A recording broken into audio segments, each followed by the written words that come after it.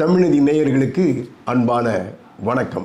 பொன்மனச்செம்மல் புரட்சித் தலைவர் எம்ஜிஆர் அவர்கள் நடித்த உழைக்கும் கரங்கள் திரைப்படத்தினுடைய ஷூட்டிங் நடைபெறுகிறது. லஞ்ச் பிரேக்கில் எல்லாரும் வந்து சாப்பிட்றதுக்கு உட்காடுறாங்க. திடீர்னு நமது பொன்மனச்செம்மல் புரட்சித் தலைவர் எம்ஜிஆர் அவர்கள் அந்த உழைப்பாளிகளுடைய நடுவில் வந்து அமர்ந்து விடுகிறார். எனக்கும் இலை போடுங்க, நானும் இவங்களோட சேர்ந்து சாப்பிட்றேன் அப்படின்னு சொல்லிட்டார். எல்லாருக்கும் சாப்பாடு பரிமாறுறாங்க. எல்லாருக்கும் ஒவ்வொரு முட்டையை வைக்கிறாங்க.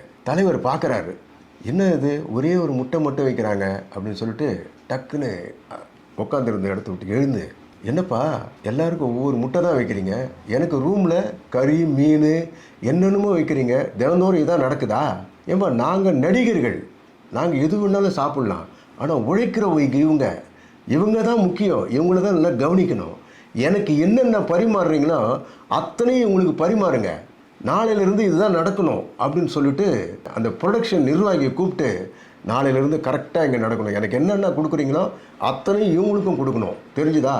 நான் தயாரிப்பாளர்கிட்ட சொல்லி இதுக்கு ஏற்பாடு பண்ணுறேன், என்னுடைய சம்பளத்தில் வேணால் கூட கழிச்சிக்கிறேன், நீங்கள் அதை பற்றி கவலைப்படாதீங்க, நான் அவர்கிட்ட பேசுகிறேன் அப்படின்னு சொல்லிட்டு எழுந்து அவருடைய ரூமுக்கு போயிட்டாராம். இன்னொரு இன்சிடெண்ட் என்னன்னு கேட்டிங்கன்னா, ஒரு படத்தில் ஒரு ஃபைட் சீன் போது பார்த்தீங்கன்னா ஏகப்பட்ட உணவுகள் வீணாக்குறாங்க. அந்த ஃபைட் சீனில் கலந்துக்கிட்ட ஃபைட்டர்கள்லாம் எல்லாம் சீன் முடிஞ்சதுக்கப்புறம் பேசிக்கிறாங்களாம், அடடா இந்த உணவு இருந்தால் நம்ம குழந்தைங்களுக்கு வயிறார சாப்பாடு போடலாமே, எவ்வளோ வீணாகி போச்சே அப்படின்னு சொல்லி வருத்தப்படுறாங்க. இது எப்படியோ நம்ம தலைவருடைய காதுகளுக்கு எட்டி விட்டது.